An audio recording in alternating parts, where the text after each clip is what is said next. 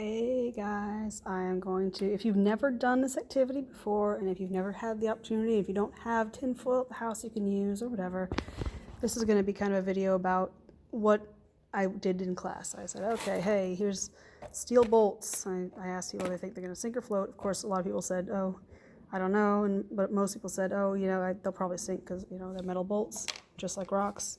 They're going to sink to the bottom. And that is cold and wet.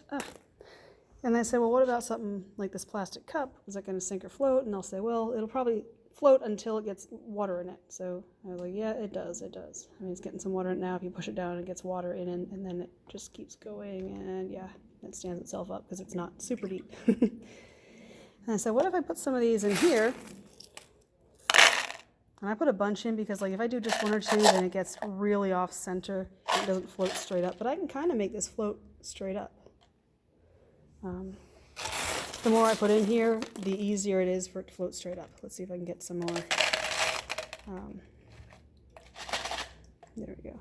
More of a straight up and down thing going on. And I'm going to put a whole bunch in there because I know a couple handfuls at least will fit in here. And there's a lot of extra water on there. That was close. Did you see it bob? Bob down. I don't know if you can hear me over this noise I'm making. All right. So this is kind of where I was like, oh, this is something really interesting that's going on here. So you'll see it's going to sink eventually. It's not touching the ground yet. It's still floating. Oops, I missed. But you'll see it's getting really, really close. It's bobbing around.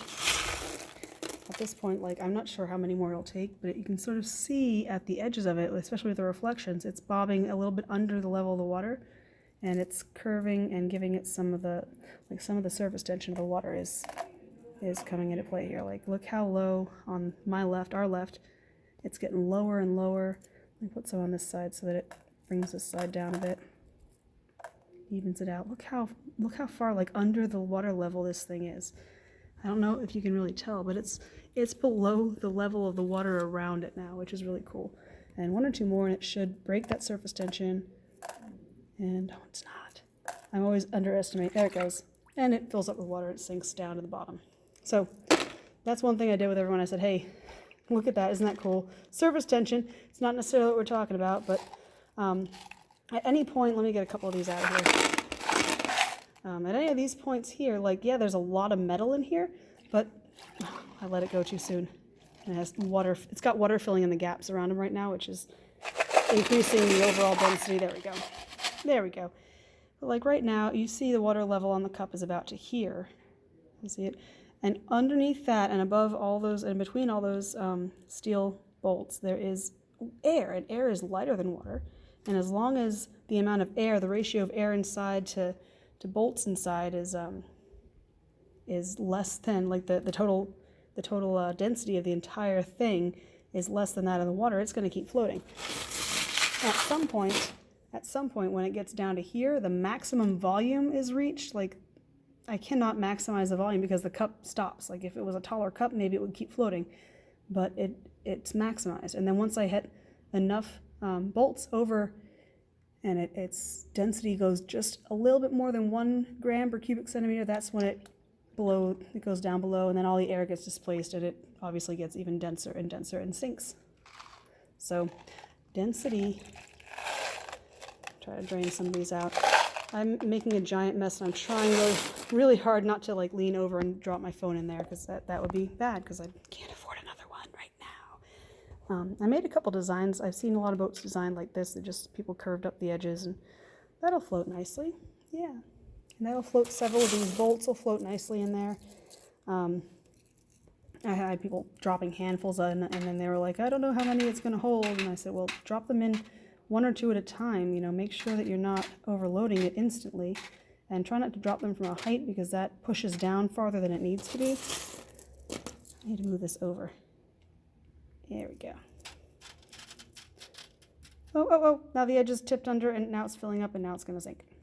So, that wasn't a very good experiment, but you can see I probably got, I don't know, 30, maybe 40 at max in there, and they're all a little bit different sizes, which is also frustrating. I didn't have things that were all the same size. I had 2 different sizes because I had to have so many so that everybody could do this at the same time.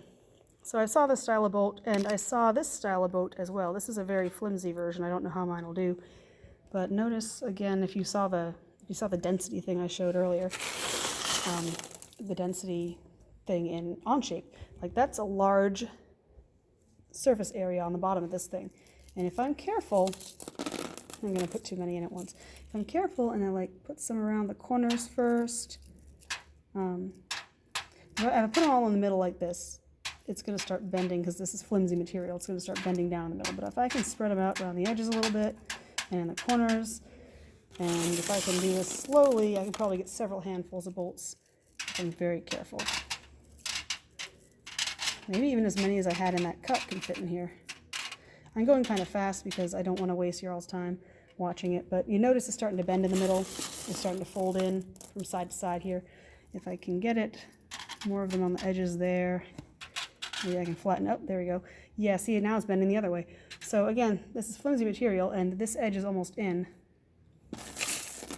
But that's the idea. I had one student get several hundred of these in their boat, very patiently, very slowly, with a shape very similar to this one.